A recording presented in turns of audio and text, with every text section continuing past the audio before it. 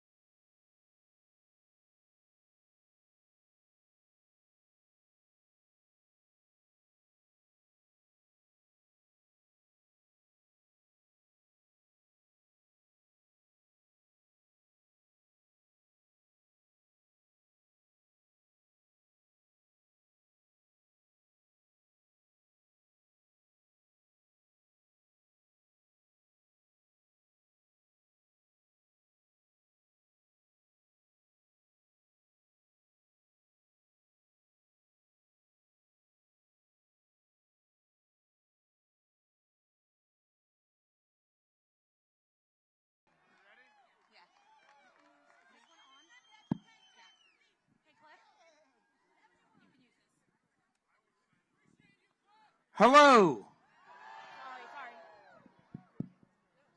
Can you hear me? My name is Cliff Cash, and I'm a stand-up comedian. I don't really want to be here, and I know you don't either. I missed my autistic 7-year-old stepson's school dance last night, and I thought about how shitty that felt. And I thought, you know, I just missed it because I'm gone for a couple days fighting against oligarchy and fascism.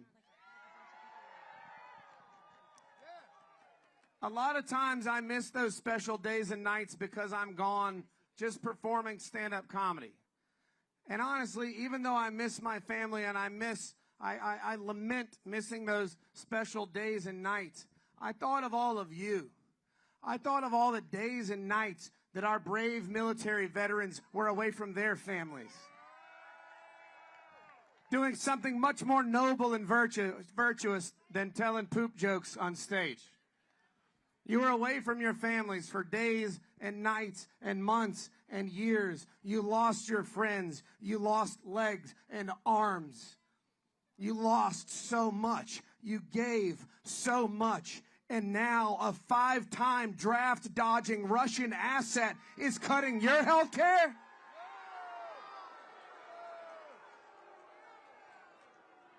And a third of the country is pulling for it. We're going to get this thing started in about a half hour, but I wanted to thank you for being here. I wanted to thank you for your service throughout all of it, and I wanted to thank you for your bravery here today. It means the world to all of us that organized it. And by ourselves, each of us is a drop of water. Together, we are a flood.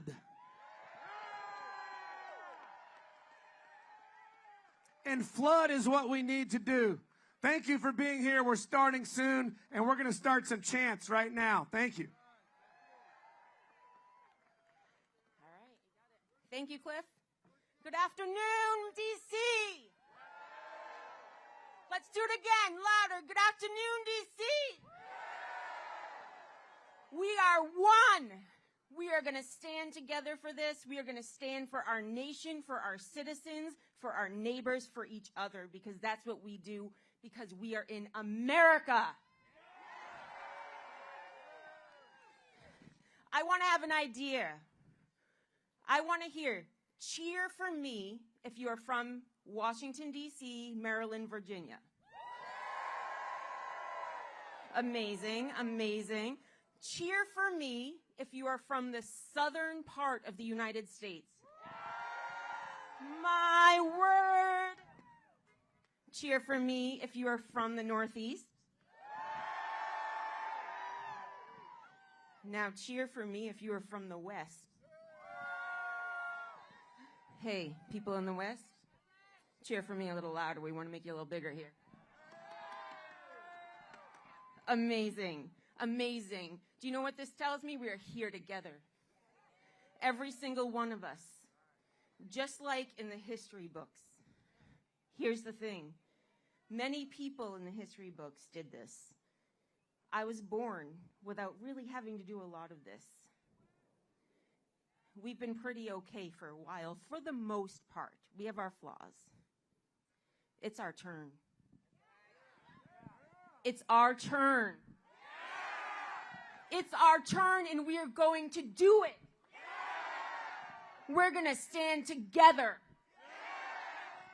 every single day until we have our country back. We're going to take our country back, whatever it takes, peacefully, solidly. Because you know what I know? There are more of us than there are of them. We are one. Let's hear it. We are one. We are one. We are one together. We're going to take our country back together. thank you. We are one from the North. Raise it for the North. We are one from the South. We are one from the East. And we are one from the West. We are the United States of America, and no one, Orange, no one, Elon, no one, anyone is ever going to divide us.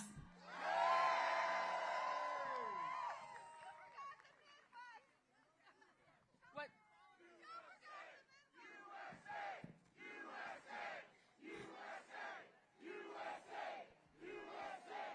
USA, USA. The Constitution, who's heard of it? Who honors it? Who lives by that law?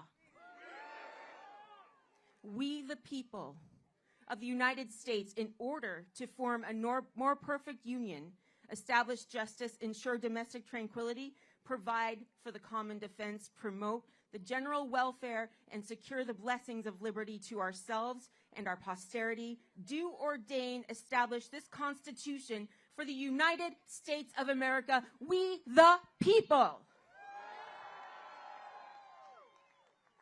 We the people as one. We're going to do this. We're going to do this together. I am loving these signs. I'm loving them. Listen, I'll tell you what, I'm not creative like that. I'm impressed, not gonna lie. What's that?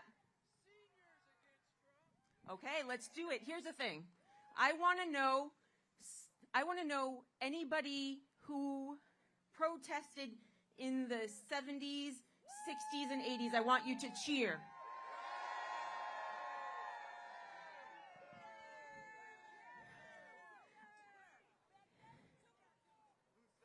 Back then, you took your country. That's right. You did. I will, for everyone my age and younger, I want to thank you. I want to thank you for what you did back then. I want to thank you for what you're doing today. Everybody else, let's raise a hand, let's raise a glass, let's raise a cheer for our seniors who are here.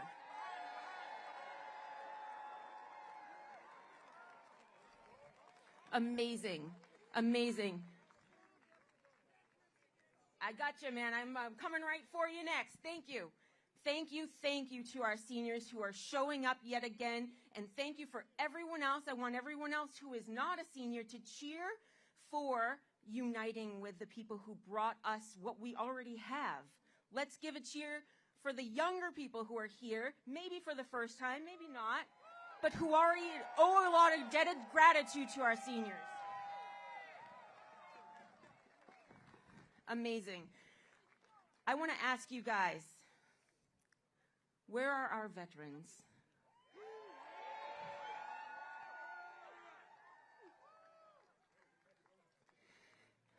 Amazing. A debt of gratitude to you, who's active duty maybe, I'm not sure, actively in the military right now. Anybody who has signed that paper to commit your time, your blood, your sweat, your energy, your heart to our armed forces to protect our nation, my God, thank you. Let's give everybody who has ever done that a hand. Let's give them a cheer. Thank you for showing up again.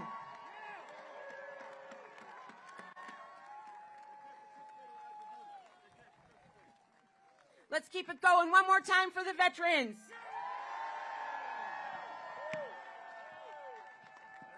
They're gonna roll a clip.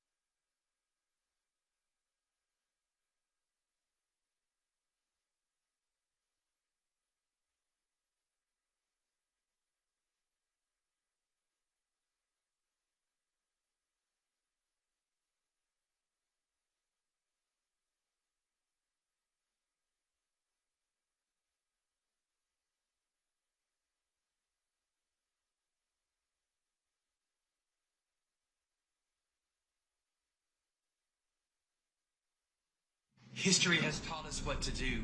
Our elders showed us the price of peacefulness and that the cost of freedom was never really free. They taught us how to rise, to rally, to resist, and to remain. They taught us how to stand, how to stay, and how to stifle injustice and inequality just in case this fight ever came up again. And now, here we are. A disqualified president, a criminal administration, a compromised election, and the unelected dictating our future. They have taken our rights, they have taken our choices, and they have taken our freedoms, but they cannot take our power because democracy thrives on the will of its people. We, the people, so it is up to us to take it back. But it's going to take all of us from sea to shining sea, all of us, regardless of race, gender, background, religion, orientation, or party, all of us, because there's just something that works, something that wins, something that changes things when millions of us come together, one nation, indivisible, standing and demanding freedom. This is who we are. We will not be silent. We will not be erased. We will not turn back, and we will not back down, because this is who we are. Nothing has stopped us before. So America, family, what can stop us now? Because now may be all we've got left. This is who we are. This is who we are.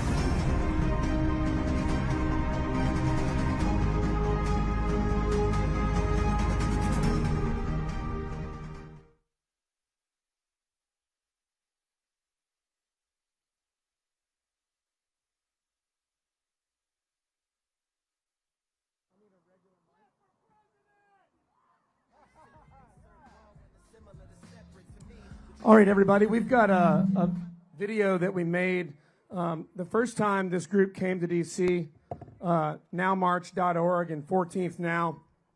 We came January 3rd, 4th, and 5th. And our goal at that time was to say to Congress, this guy is disqualified under the 14th Amendment, Article 3.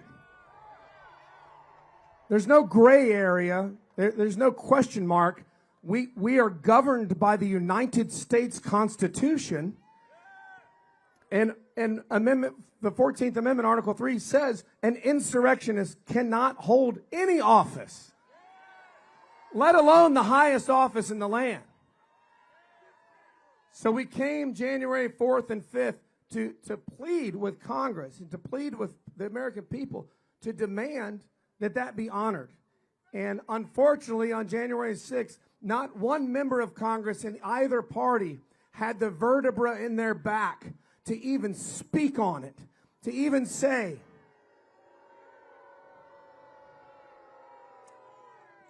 And we want to show, I know you can't all see it, it's a big crowd, but those of you that can, we're going to put this up on the screens. And this is a video montage of that weekend. So please enjoy it. When he takes the oath, whether with his fingers crossed or otherwise, it will be something that the Constitution says he is not qualified to do.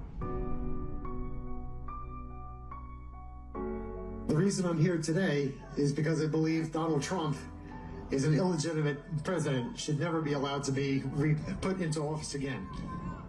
I am the oldest brother of Officer Brian Sicknick of the United States Capitol Police, who was killed in the line of duty due to injuries he received while protecting the Capitol and all within it during Trump's insurrection on January 6th. My brother was not the only one who died as a result of Trump's actions that day. Other officers who were there and died at their own hand later on were officers Gunther Hashida, Kyle DeFreitag, Howard Liebengood, and Jeffrey Smith, all who took their own lives in days following the attack. No doubt despondent over the ferocity of the attack by fellow citizens, followed by the utter lack of action by those in power to do anything about holding those who engineered and executed the January 6th insurrection responsible for their actions.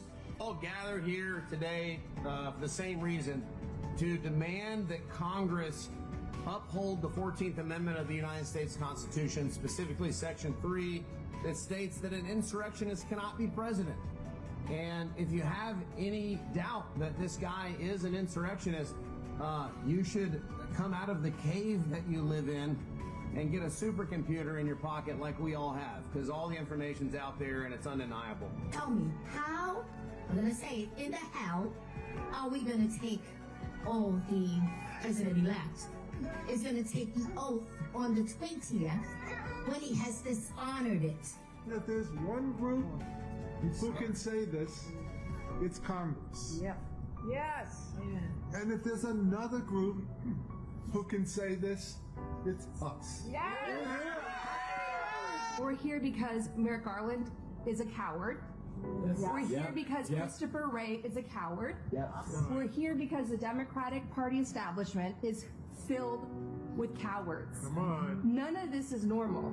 Everything that's happening in the United States of America, before the eyes of the world, before our allies, before the men and women in Ukraine who are fighting against fascism, the same fascism that openly backs Trump and MAGA Mike Johnson and the entire MAGA movement are watching this and going, what the hell happened in the United States of America? I became a citizen of the United States only 2 months ago. I swore an oath to uphold and defend the Constitution from enemies, domestic and foreign. And this is the crisis I've been called to come and talk about now. I just wanted to say to the American people that if you voted for Trump, we don't think you're a bad person. We know that Amendment 14.3 says that insurrectionists or people that have engaged in insurrection are not qualified to serve in any official office. Ask yourself, Americans, whether or not you stand for fellow Americans, your family, or for Trump and the ruling class.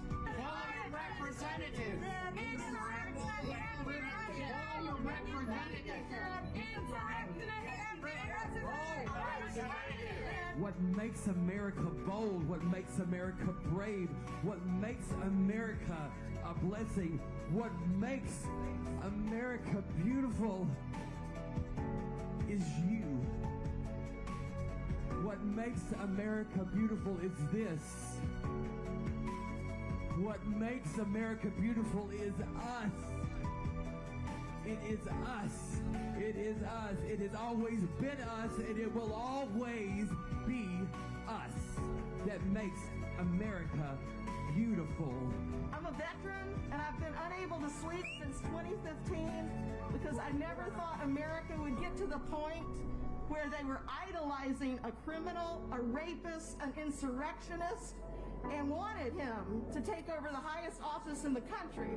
How did you come to this event? How did you hear about this event? I was just going through the YouTube, and I heard Jessica speak, and I said, my goodness, somebody is taking some action. I want to get involved.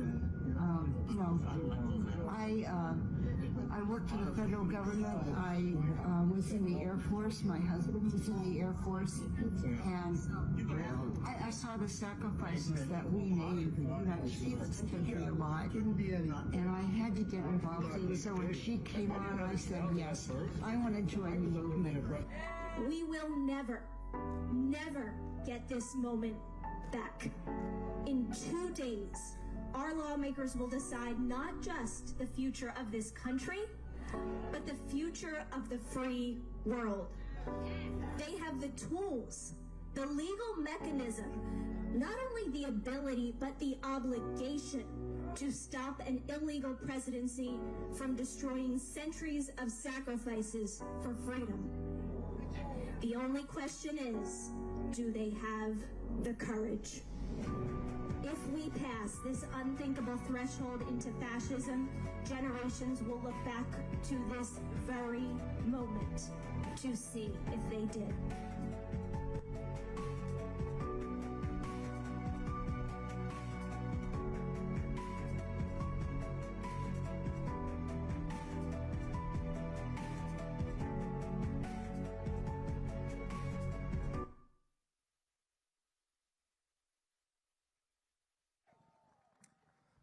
Thank you. And now, everyone, we are honored to have a retired Army drill sergeant here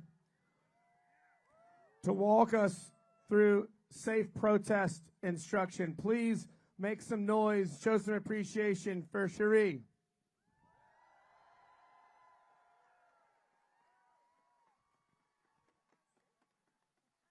Please bear with my service dog. I am a disabled veteran and she is still in training. And yes, this is one of our VA benefits.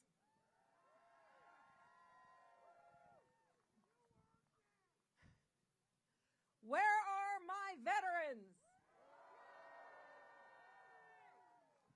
I promise this will not be death by PowerPoint, and I know that it goes against everything that we've been told to stand on the grass, but bear with it.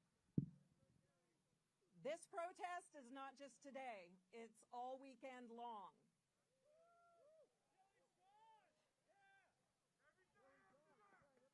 Please remember, there will likely be people out here that are going to try to engage with us.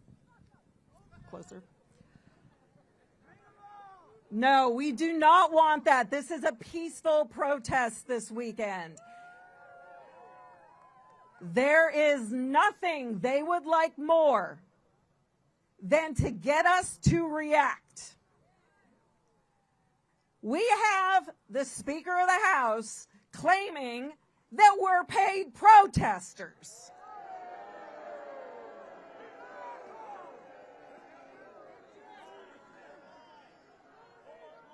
Do not give in. Do not play into their narrative. Civil disobedience has its place, but that is not right now and today. Do not block entryways. Do not block sidewalks. We're showing them how it's done. Do not get destructive. We want to leave this place better than we found it. Leave no trace. Please be mindful when you are taking pictures. This is an amazing day. You all look amazing out there. But remember, there are people here that do not want their faces to be shown. Be respectful of them.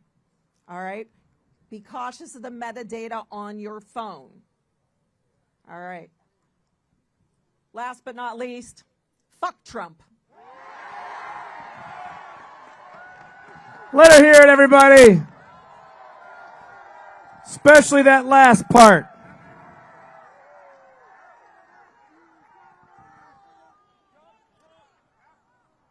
Last time,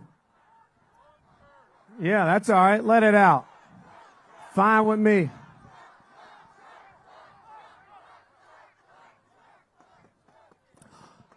Or be like Melania and don't fuck Trump. Either way. Sorry to make you sign language that. Last time I came to D.C., I wore a suit and tie. I just figured that's what people do in D.C., when in Rome, that kind of thing. I'll wear a suit and tie. I'll try to look respectable. I'll try and be taken seriously. And in that time, since I spoke last on January 3rd, I've thought a lot in the past couple weeks about what I might wear today. Should I get a different suit? I only have one. Maybe I'll just change the tie. And the other night I was laying in bed with my lady, and she asked me, and it was one of the most embarrassing days I've ever experienced in United States history. The day she asked me, "What do you think you might wear when you go to D.C.?" And I decided not to wear a suit today. Today I decided to dress like somebody that I do admire. A man named Volodymyr Zelensky.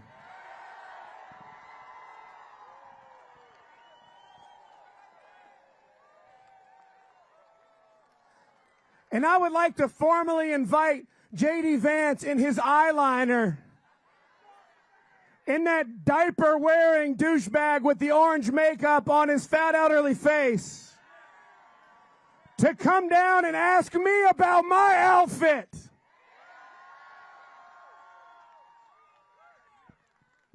We made a promise to Ukraine in 1994 as a country, as a people, as a democracy. If you go through a nuclear disarmament, we will protect you.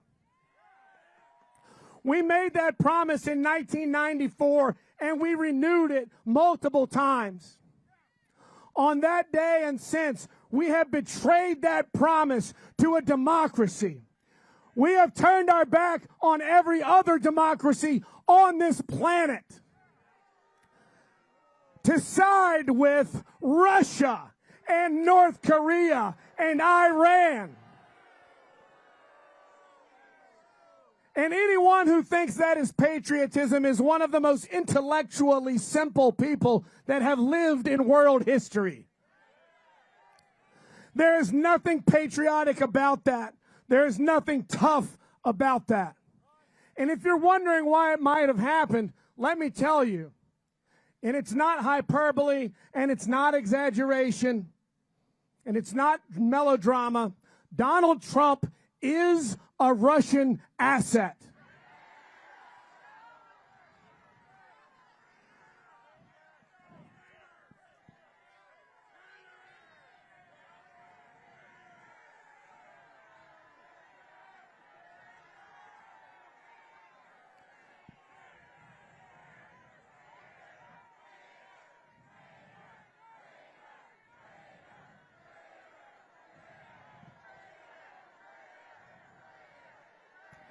And that did not happen overnight.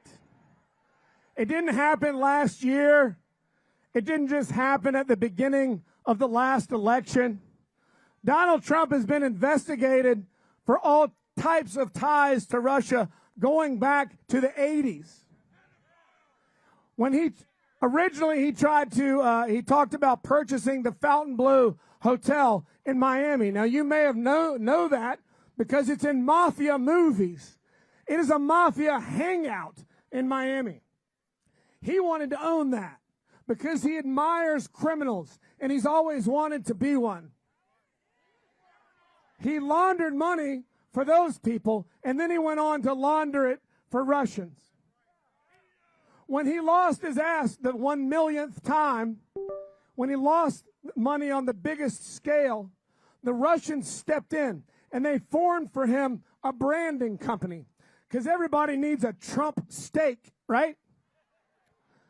Trump neckties, Trump water, Trump wine, Trump vodka, Trump shuttles, Trump casinos, Trump mortgage, Trump airline, Trump entertainment, Trump university, Trump fighting league, all these other things. I probably left out a dozen of them. They all failed.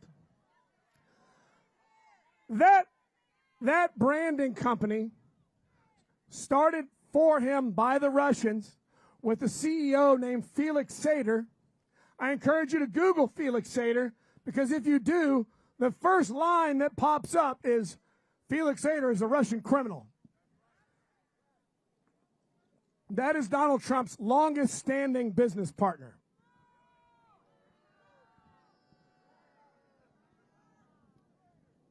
I can't cover all the Russia connections because there are too many, but I have formed a website called DonaldLovesVladimir.com. I encourage you to go there if for no other reason than you need to learn this information because you need to be able to talk about it. You need to know the truth better than these other people have memorized their lies.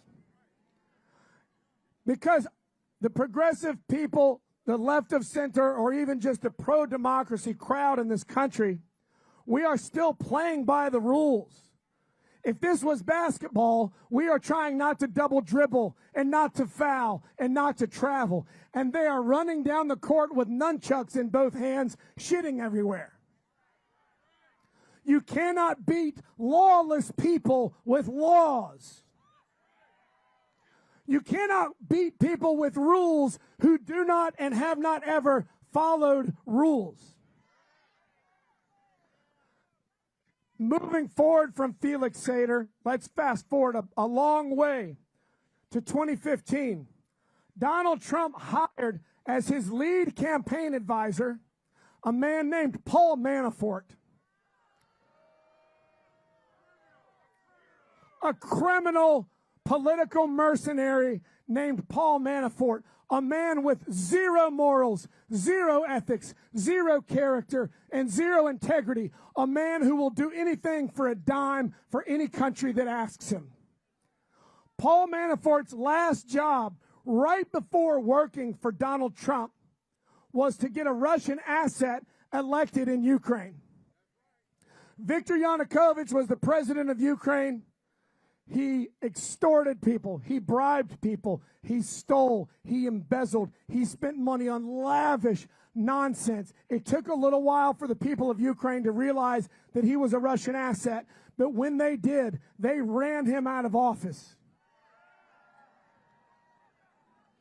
And what Russia thought was going to be a 3-day takeover because they had an asset in the presidency has become a 3-year battle that they have still yet to win.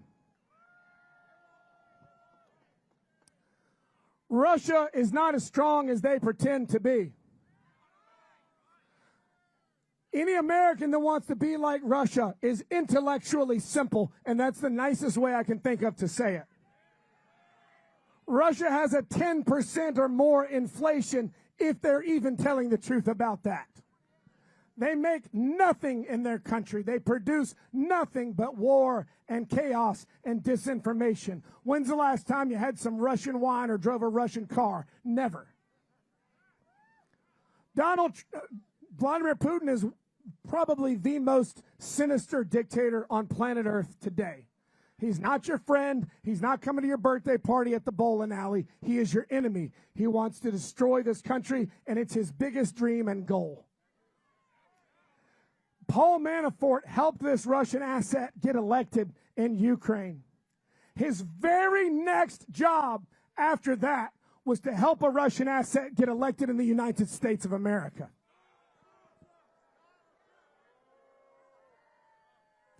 And he did it for free. Paul Manafort took that position for zero pay despite owing Oleg Deripaska $60 million.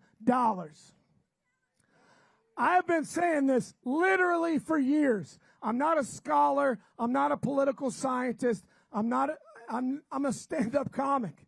I'm a layman. I'm an ordinary guy. I just happen to have a supercomputer in my pocket, and so does everybody else in this country. This information is not hard to find. It's obvious, and it couldn't be more clear. He is a Russian asset, and it's never been more clear than now when we're seeing American foreign policy unfold as if Vladimir Putin wrote it himself, because he did. Donald Trump is not just an insurrectionist. He's a traitor to this country. He is actively creating treason from our White House.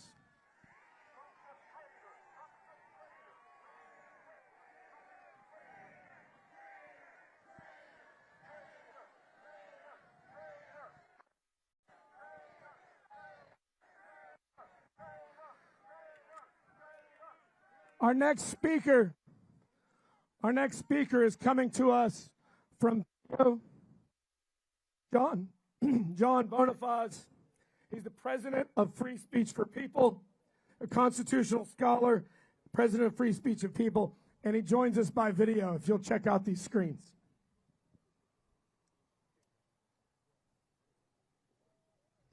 My name is John Bonifaz. I'm a constitutional attorney